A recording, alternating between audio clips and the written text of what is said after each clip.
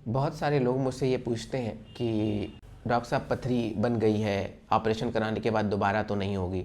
या कुछ लोगों का क्वेश्चन ऐसे होता है कि हमने 3-4 साल पहले ऑपरेशन कराया था, अब दोबारा पथरी आ गई है। उनको ये कन्फ्यूजन होता है कि शायद डॉक्टर साहब ने 3 साल पहले जो ऑपरेशन कराया था उसमें पूरी पथरी ना निकाली हो, या फिर सही तरीके से ऑपरेशन नहीं किया।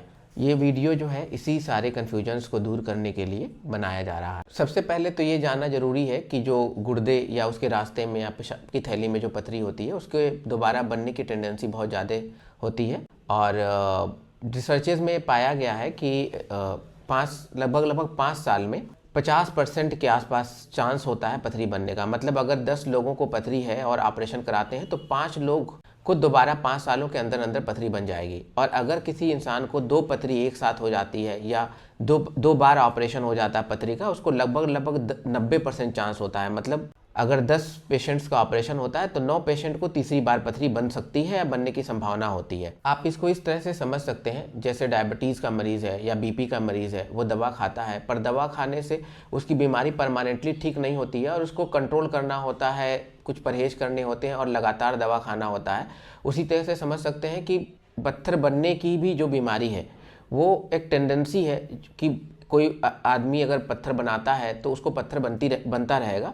उसके लिए पत्थर निकाल देने से इलाज नहीं हो जाता है। पथरी बनाने की जो टेंडेंसी है उसके अंदर ही रहती है, उसके शरीर में ही रहती है और दोबारा पथरी बन सकती है। जब भी कोई ऑपरेशन होता है, आप किसी भी विधि से कराएं, ऑपरेशन में सिर्फ उस टाइम पे, उस समय पे जो पत्थर होता है उसी को डॉक्टर निकाल सकता है। वो बाद में आप एक्सरे द्वारा या किसी और जांच के द्वारा कंफर्म कर सकते हैं कि ऑपरेशन में पथरी पूरी निकाल दी गई है। उसके बाद भी कुछ सालों में, कुछ वर्षों के बाद जो है पथरी बन सकती है और ये बिल्कुल नॉर्मल फिनोमिनन है। ऐसे कंडीशन में जब भी कोई किसी को पथरी बनती है तो चाहिए कि कुछ जांच पड़ताल करा ले। कुछ पथरियां ऐसी होती हैं जिनके कारण पता नहीं चल पाते। बहुत सारे कारण होते हैं पथरी बनने के और पता नहीं चल पाते हैं। ऐसे कंडीशन में कुछ परहेज होता है और कुछ चीज़ों का सेवन करना होता है, जैसे पानी का सेवन ज़्यादा करें।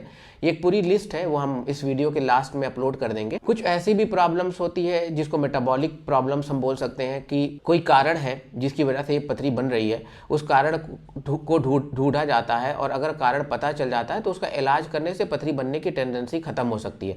इसीलिए जांच पड़ताल करा करके ये जरूर जान सकते हैं कि पथरी बनने की जो टेंडेंसी है वो ठीक की जा सकती है या नहीं की जा सकती है। मैक्सिमम केसेस में इसका कोई कारण नहीं पता चलेगा और कुछ परहेज वगैरह है वही आप कर सकते हैं। कभी कभी मैंने देखा है कि कुछ लोग ये भी कंफ्यूज रहते हैं कि हमने इससे पहले दूरबीन विधि से ऑपरेशन कराया है, शायद इसीलिए दोबारा पथरी हो गई, और वो आकर के पूछते हैं कि आप चीरे द्वारा करेंगे कि नहीं करेंगे। उनके मन में कन्फ्यूजन रहता है कि दूरबीन से कराने से पथरी बन सकती है और चीरे से कराने पे बिल्कुल सब कुछ साफ हो जाएगा, पर ऐसा बिल्कुल नहीं है। विधि से कोई फर्क नहीं पड़ता है। बनने की टेंडेंसी अगर है तो दोबारा पथरी बन सकती है।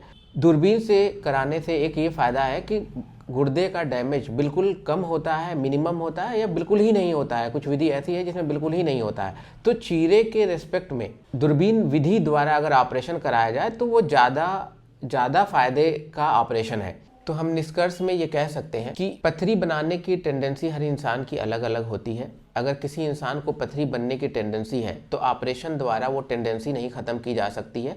अगर पथरी बनी है तो दोबारा पथरी बन सकती है। ऑपरेशन पे जो उस टाइम पे पत्थर है बस वही निकाला जा सकता है।